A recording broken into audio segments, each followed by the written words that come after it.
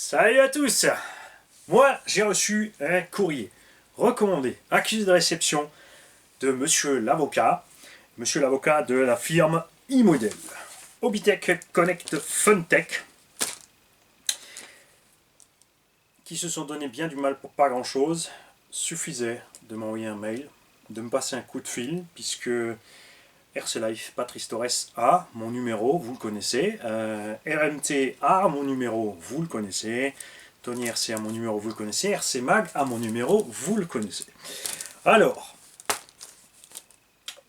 évidemment, les formes juridiques qui vont avec, parce qu'il voulait que ça soit clair. On comprend tout à fait, donc 3 pages de blabla juridique et de machin de ce qui pourrait arriver, mais pas de panique. Ce qu'ils veulent, ce qu'ils ont voulu, ce qu'on a fait, c'est une solution amiable. Il y a eu une vidéo dont je le savais. J'ai provoqué jusqu'au dernier moment pour avoir une réaction. Quand j'ai mis cette vidéo en ligne, je voulais déjà vous prévenir que celle-là risque peut-être de sauter. Mais je ne voulais pas le faire parce que ça aurait été, tu vois, fait genre ouais, mais il l'a fait sauter, c'est de l'avait prévenu, c'est fait exprès. Donc non. Il m'a envoyé ce courrier pour me dire que voilà.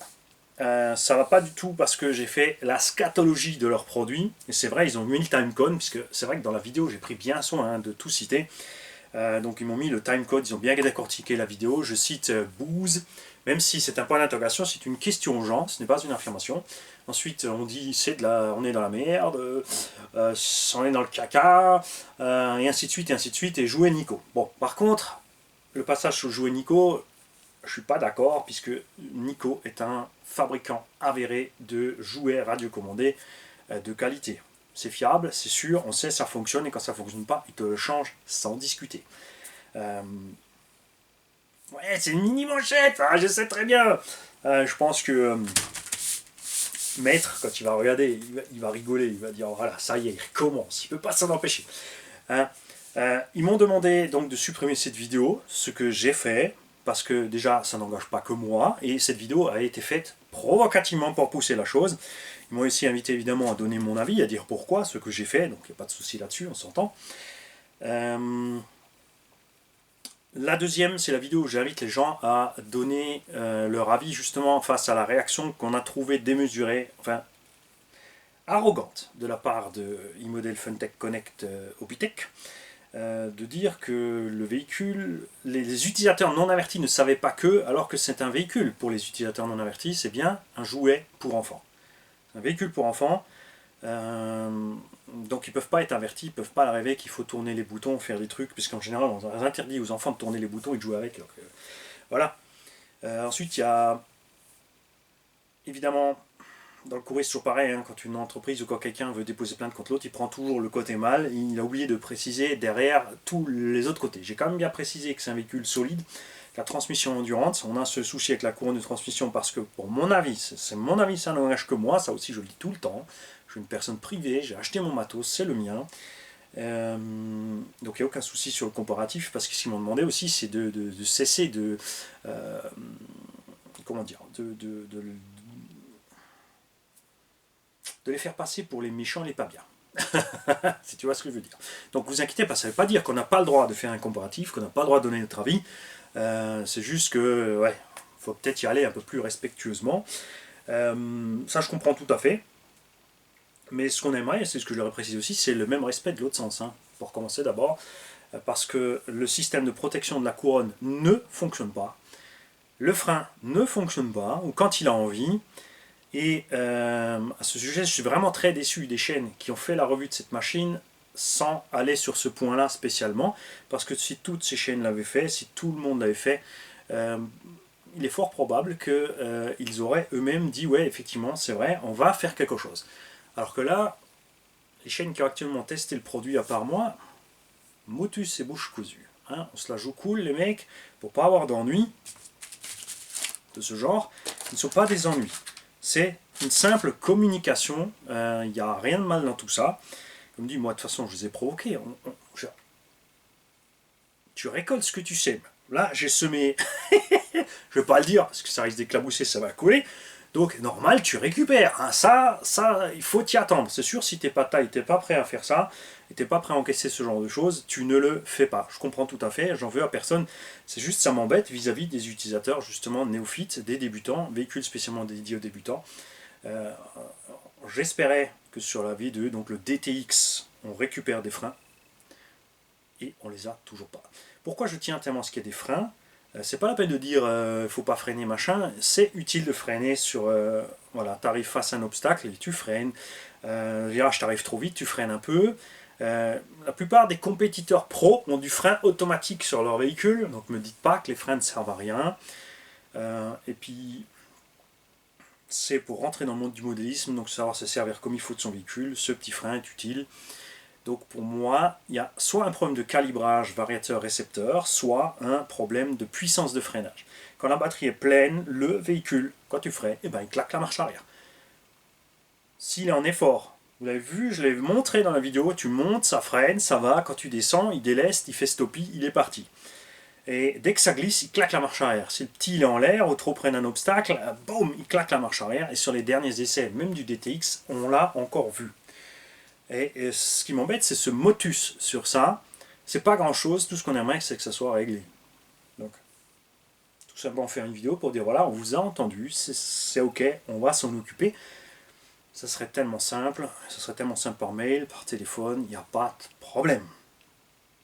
Voilà, en tout cas, donc nous, on a vu la réaction, on sait à quoi s'en tenir, c'est ce qu'on voulait, c'est ce que je voulais, par les autres. Pour moi donc la communication définitivement avec Funtech, iModel, Lobbytech, tout ça c'est mort, il n'y a pas moyen, tu vois. Ils ne veulent pas, je sais pas. J'ai fait trop fort en disant merde, bouse, caca, Nico, je l'admets, je sais m'excuser. On n'attendait pas des excuses, mais une réaction sur ça, sur ce frein. Une autre façon de réagir avec les clients, ça serait vraiment bienvenu. Ça c'est mon avis, j'ai évidemment aucun souci à l'exprimer. Eux non plus n'ont aucun souci à l'entendre. S'ils l'entendent, à mon avis, ils ne regardent pas. De toute façon, ils ont autre chose à faire. Je comprends tout à fait, ils ont d'autres soucis. Que le petit blond en bas de sa cave, duquel ils ont quand même dit ouais, t'as quand même fait 6000 vues, et t'as quand même 25 000 abos, t'as un peu de poids, donc ça serait sympa de ne pas faire n'importe quoi. On est d'accord. Mais si moi, tout petit comme ça, je ne dois pas faire n'importe quoi, vous, s'il vous plaît, non plus. Donc, les chaînes qui se sont mis, là du coup, en faisant certaines vidéos à l'abri derrière, dites-leur, franchement, pas obligé de le faire en public, vous exposez pas, vu que vous avez contact avec eux, les modèles étaient mis à disposition, dites-leur donc, écoute, par contre, il y a un souci avec le frein. Est-ce que vous l'avez remarqué ou pas? Est-ce qu'il y a quelque chose à faire? Est-ce qu'on peut communiquer à ce sujet ou pas? Ça serait bien de le faire. Là, on ferait avancer la chose tranquillement en communication. C'est tout ce qu'on veut depuis le début. Vous verrez donc encore d'autres vidéos évidemment du Funtech. Nous allons, on l'a testé, on l'a pimpé en brushless. On a fait un essai un peu plus violent avec pour montrer qu'il est bien solide sur les plastiques et la transmission. La couronne, bon, au bout de 4 packs, elle a quand même déjà des traces d'usure. Sur la V2, ils ont mis un pignon métal. Elle aurait été bienvenue, pas forcément une couronne métal, mais de desserrer ce système de protection pour qu'il puisse décranter et que cette couronne ne prenne pas autant de choc justement dans la tronche. Il n'y a rien en vue à ce niveau-là. Après, je n'ai pas testé, j'ai pas envie, honnêtement. C'est justement là le problème. C'est que j'ai acheté cette machine pour en faire une tombola, pour faire un heureux, et j'étais vraiment déçu de ce que j'avais en main. Alors certains m'ont dit, ouais, mais attends, c'est un jouet pour enfants. Bah attends, c'est vendu comme véhicule de modélisme. Déjà, pas comme jouet. Les amortos, chacun son avis, les pneus, chacun son avis, mais cette histoire de frein et de machin qui pète la couronne, ça m'ennuie. On a des soucis de cerveau dessus. La plupart sont changés en garantie, mais certains ont eu des bugs en garantie, ils ont dû s'y reprendre, machin. Si ça ne passe pas par la boutique, le faire directement par iModel. La plupart ont la chance d'avoir des boutiques qui ont réagi rapidement à ce sujet pour faire le nécessaire pour que les gens puissent avoir le cerveau qu'il faut. On a une vidéo d'RC Mag avec l'upgrade où on arrive quand même à 250-300 € la machine finie. On a d'autres qui disent que c'est bien, mais bon, ils avaient un vario qui traînait par là et un machin et un bidule, donc ça revient au même. Tu as nouveau modifié ton véhicule, donc de toute façon, voilà. Alors, on nous sort aussi, il n'y a rien d'autre à ce prix-là, c'est pas vrai. Apsima 3.4. et d'autres machines, FS Racing. Il y a plein d'engins dans les 150-200 euros. On en a testé plusieurs. Et d'aucune de ces machines, je n'étais réellement satisfaite d'un point de vue débutant. Vous confondez toujours quand je roule, vous dites, ça y est, il va rosser, il va faire des sauts de malade, des machins. Ces machines, je les ai roulées dans des conditions normales, tranquilles, sur petits circuits, où plein de machines ont survécu sans problème. Et c'est là qu'on a eu certains soucis avec ces machines. Et c'est pas de la critique négative, c'est juste pour montrer ce que vous ne pouvez pas dépasser et faire avec votre machine. Donc pour moi, tous ces tests se sont avérés non concluants. Personnellement, pour l'argent investi, parce que par rapport aux réparations ou upgrades qu'il est nécessaire de faire, tu te retrouves quand même systématiquement toujours dans les 200-250, et dans les 200-250, actuellement, on a le Arma Granite, le Arma Nero Big Rock, le Arma Typhon, ces trois-là en version méga, en charbon, c'est sûr, tu as des engins brushless à ce prix-là, mais on parle d'un engin pour débutants, et dans cette gamme-là, les Arma, ils font carton plein. Il n'y a pas photo. Tous les autres, moi, sur mes tests, n'ont pas passé le contrôle technique RC Garage. Il est peut-être sévère, il est peut-être dur, tu prends tout ce que tu veux, mais c'est mon avis et ça te permet, quand tu achètes le véhicule, de savoir où tu vas. Tu sais que si tu achètes cette caisse, tu n'auras pas de frein, tu n'auras pas de suspension, tu devras l'upgrader. Tu sais que si tu achètes celle-là, tu vas casser là et là et là. Tu sais que si tu achètes celle-là, tu vas exploser ça. Tu sais que tu ne rouleras peut-être pas forcément comme moi. Ce que tu ne sais pas, c'est est-ce que tu as autant de feeling que moi sur la gâchette. Parce que c'est facile de dire que j'y vais fort. Vous m'avez tous vu faire le sagouin avec mes X-Max.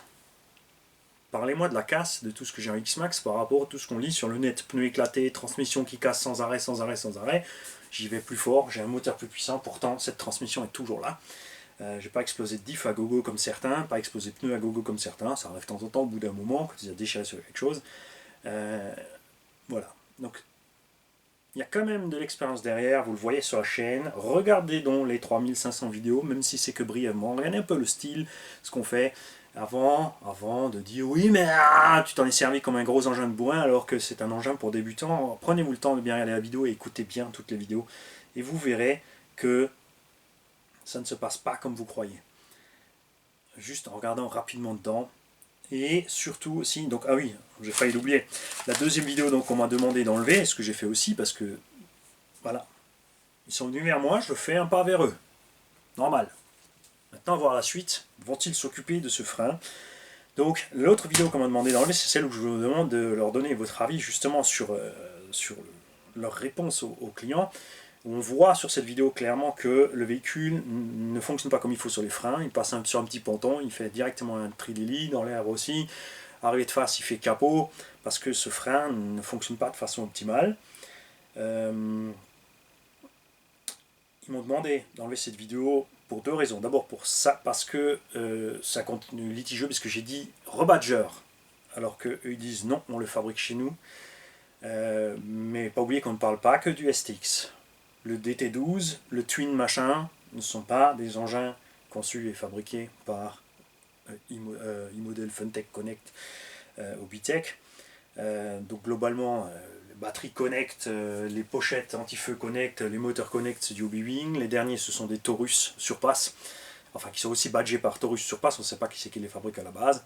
C'est peut-être encore une tierce usine, c'est pas grave, puisqu'on est content avec la qualité du matos rebadgé Hobby-Wing et tout ça Taurus. Même avec le prix. Mais donc ça leur a pas plu, je comprends. Mais comme ça leur a pas plu, il faut aussi qu'ils se mettent à notre place pour dire que ça ne nous a pas plu non plus qu'on nous traite d'utilisateurs non avertis sur un engin pour débutants. Et le fait que les gens écrivent parce qu'ils se sont fait insulter, houspiller, menacer. Alors moi, les 250 commentaires que j'ai vus, à moins que les commentaires soient désactivés, il y avait 2-3 commentaires peut-être un peu secs, mais il n'y avait aucun commentaire agressif, aucun commentaire qui était injurieux. Donc je ne sais pas ce qui s'est passé par la suite, par les mails ou autre. Après, oui, c'est sûr, là maintenant on a un coupable, donc on va tout lui mettre dessus. Posez-vous aussi la question si les gens ne sont pas des gens qui ont eu ras-le-bol parce que ça s'est pas bien passé avec le SAV, que ce soit de leur faute ou de la vôtre, c'est égal. Il y a un moment, ça a coincé dans la communication. Maintenant, nous, on a communiqué. Ils m'ont dit ce qu'ils pensaient, ce qu'ils voulaient. J'ai donné mon avis aussi, par recours à aussi, pour que ce soit propre, signé de ma main. Donc, les vidéos ont été supprimées. On fera gaffe sur les termes utilisés. On ne dira plus c'est de la merde, c'est du caca, c'est de la bouse. on dira que ça ne me satisfait pas. Après, chacun se fait l'idée qu'il veut, c'est pas un problème. Donc voilà, on a communiqué sur ce sujet, on en reste là. C'est dommage. Il aurait pu faire des trucs super sympas, moi je dis. Mais c'est pas grave. Donc encore une fois, certaines chaînes qui ont joué le jeu sans être vraiment totalement francs, sortez-vous le doigt du derrière. C'est à vous que ça va porter préjudice. Vous n'aidez pas. C'est bien d'aider les autres, mais pensez aussi à vous, c'est vos chaînes. Sauf que c'est des chaînes qui veulent grimper, qui veulent en vivre. Donc ne commencez pas le jeu de je fais tout ce que les constructeurs veulent, parce que c'est vous-même que vous allez plomber derrière. La chaîne RC Garage 68 est arrivée à 22 000 abos sans le moindre subterfuge. On n'a pas utilisé de compteur d'abos tronqué, pas d'achat d'abos, pas d'achat de vues, pas de pub massif sur les réseaux sociaux, pas de journée entière passée à parler de nous et de faire ci, de faire ça et de se faire mousser. Non, j'ai mis des vidéos en ligne au fur et à mesure et ça s'est fait tout seul, ça a grandi tout seul. Je suis là depuis 2014, on en est arrivé là comme ça. On communique avec plein de marques sans le moindre problème. On n'est pas d'accord avec tous, ça n'empêche pas de communiquer. On s'entend même, bah pareil, entre chaînes, on n'est pas toujours d'accord sur les faits, les machins, ça ne nous empêche pas de communiquer entre nous. On a un numéro, on s'appelle de temps en temps avec les chaînes. C'est égal, ça fonctionne. C'est arrivé là. C'est sûr que le fait de faire doucement comme ça, ben, ouais, la chaîne on vit pas. Je peux me permettre ça parce que je travaille à côté. C'est pas, je ne veux pas vivre de cette chaîne. Peut-être qu'un jour ça se fera, mais je pense que je serai déjà relativement près de la retraite, hein, ça c'est sûr. C'est clair.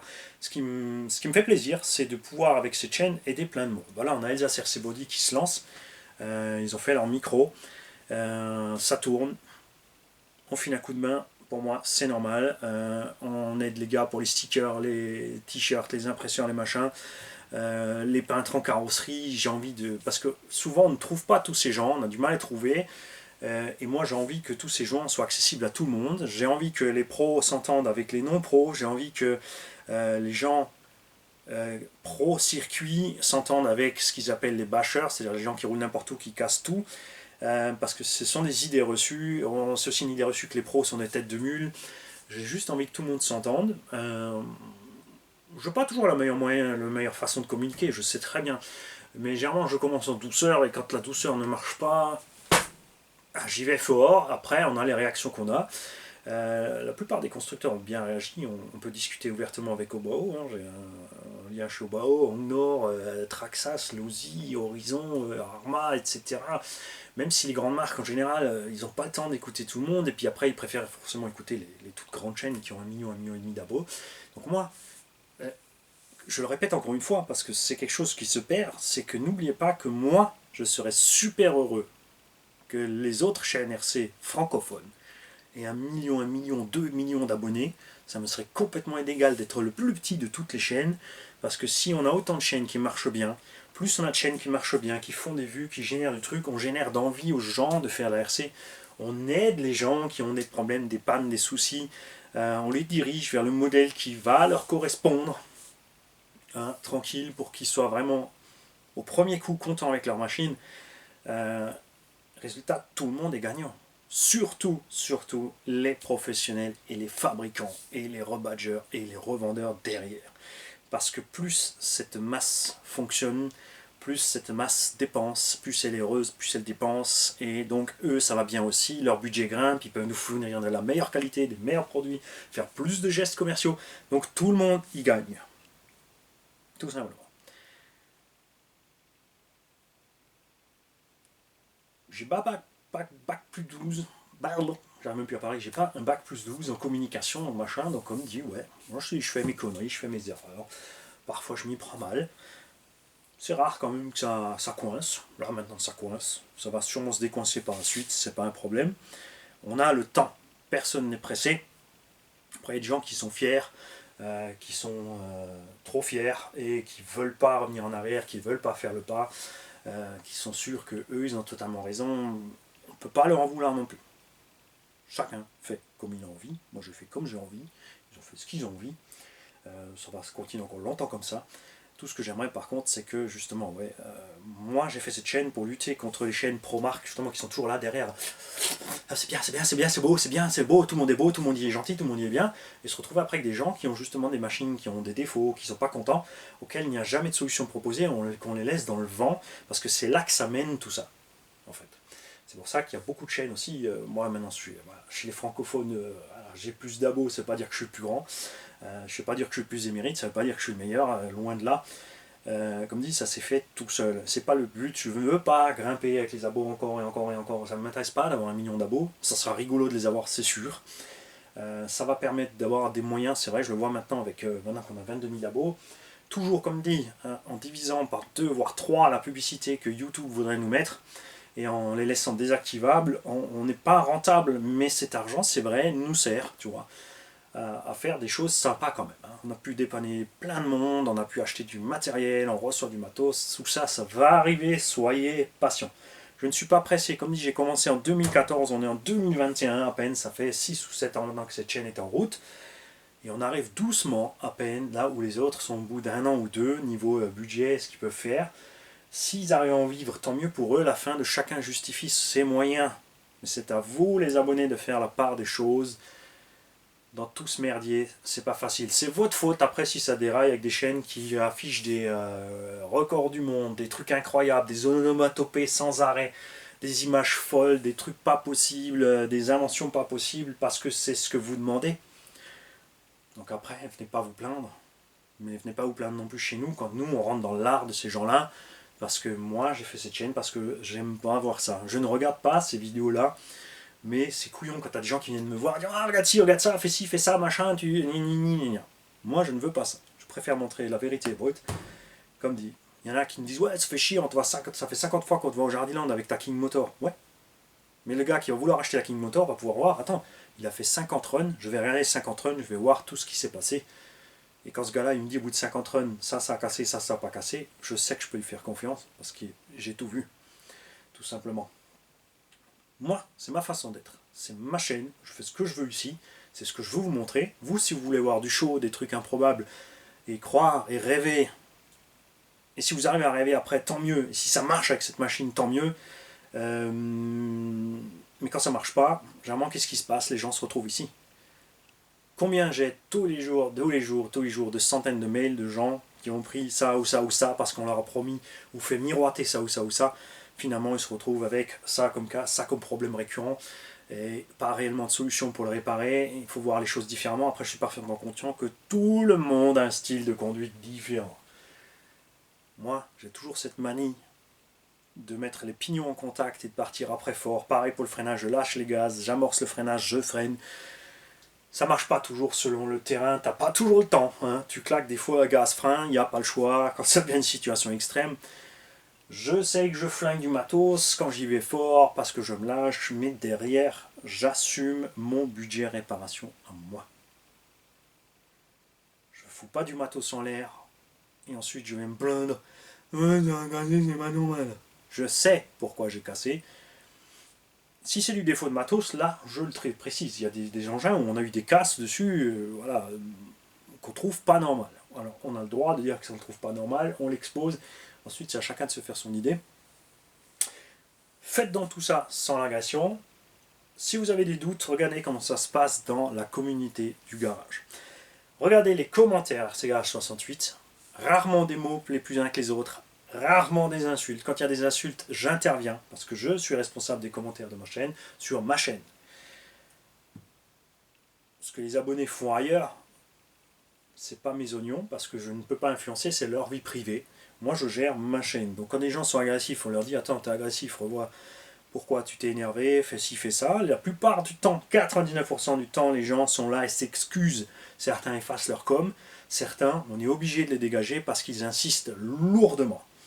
Et qui ne veulent pas remis en arrière, donc ça les regarde. Après, s'ils s'expriment sans faire d'insultes, comme par exemple, on avait quelqu'un sur une vidéo, je ne sais plus à quel sujet c'était, l'abonné s'appelle Yo-Yo, je crois, ou un truc comme ça, et il a été sec, il a été franc, il a donné sa façon de parler, mais à aucun moment il n'a insulté quelqu'un de la communauté, et ça, c'est un exemple, ça c'est bien. Tout ça, c'est faisable dans la chaîne. Après, quand on voit sur certaines autres chaînes, dans les Dans les commentaires, ça insulte, ça parle de travers. Dans les chat live, c'est encore pire. Alors là, il n'y a aucune surveillance, ça s'insulte dans tous les sens, ça insulte même les mères des abonnés. Et dans les serveurs Discord, alors là, ça c'est encore le phénomène qui vient en plus, qui se rajoute dessus. On a les serveurs Discord, les gens qui sont en live, au téléphone pendant le live. Donc le mec qui sort une ânerie dans le live sur le Discord de la chaîne, il plombe sa chaîne préférée. C'est à vous de surveiller vos propos, de ne pas bousiller le live de vos chaînes, parce que c'est ce que vous faites en balançant des insultes, en parlant de trucs pornographiques pendant les lives, ou autres. Ça, c'est moche et ça nuit à votre chaîne. Vous voyez que ça reste de la RC, alors laissez-le RC. Nous aussi, on fait des allusions, on fait des machins, on parle de nomatopée. Ça reste dans un certain contexte globalement rangé. Quand c'est pas rangé, on intervient. Mais ça aussi, c'est pareil. C'est à chacun de gérer sa chaîne. Ces chaînes-là ont le droit de le faire. Mais après, il ne faut pas oublier de les classer en 18 ans plus. Parce que ça porte préjudice, ça fait sauter des vidéos. YouTube supprime des vidéos parce qu'il y a un algorithme de surveillance des trucs. Ils n'ont pas encore au point sur ce qui se passe dans les chat live, ça surveille déjà ce qui se passe dans les voix de la vidéo, surtout quand c'est en langue étrangère, mais c'est en train de serrer la ceinture et ça va finir par faire sauter les vidéos au moindre gros mot. Si tu as une chaîne qui est autorisée au moins de 18 ans en contenu pour enfants et un dans ton chat live, sur ton live, dans tes trucs téléphoniques là, ton serveur, il te balance des trucs, des gros mots ou des trucs porno, ça va être écran noir. Donc c'est vous les abonnés, c'est votre faute. Hein. C'est grâce à vous ou c'est votre faute si une chaîne se mange des poteaux ou pas. Tout simplement. Évidemment, c'est l'administrateur principal de la chaîne aussi, ou son groupe, ou n'importe. N'oubliez pas qu'on parle toujours d'entité. Mani RC Garage est un personnage. RMT est un personnage. Immodel, c'est une entreprise. On ne parle jamais, on n'attaque jamais de personnes physiques à proprement dit. Hein, ça, c'est quelque chose qui doit rester clair pour vous et pour tous les autres. J'ai reçu des messages, par exemple, qui disent ouais, c'est pas bien, tu insultes, tu fais ci, tu fais ça, et derrière, on me dit ouais, bah, 1h30 d'insultes dans le live supprimé. De la part de gens qui viennent me dire ouais, c'est pas bien, t'as balancé un truc insultant. Pas crédible, pas crédible. Ça va s'améliorer, ça s'améliore. Les gens grandissent, les chaînes grandissent, les mentalités grandissent. Là, il y a une espèce d'effet, c'est vrai, du confinement. Ça monte à la tête de tout le monde, ça se tire un peu dessus de tous les côtés. Dès que tout le monde pourra se relâcher, sortir, finalement prendre sa foutue manette en main et aller faire le con avec sa bagnole, tout ça, ça sera oublié. Tu vois, c'est des trucs éphémères, c'est momentané. Donc laissez-le où c'est, détendez-vous et prenez votre pied avec votre machine. De la façon dont vous voulez, hein, ça ne me regarde pas. Salut. Ouais, j'ai débordé, c'est pas grave, c'est comme ça. C'est ma chaîne, je fais quand même que ce que je veux.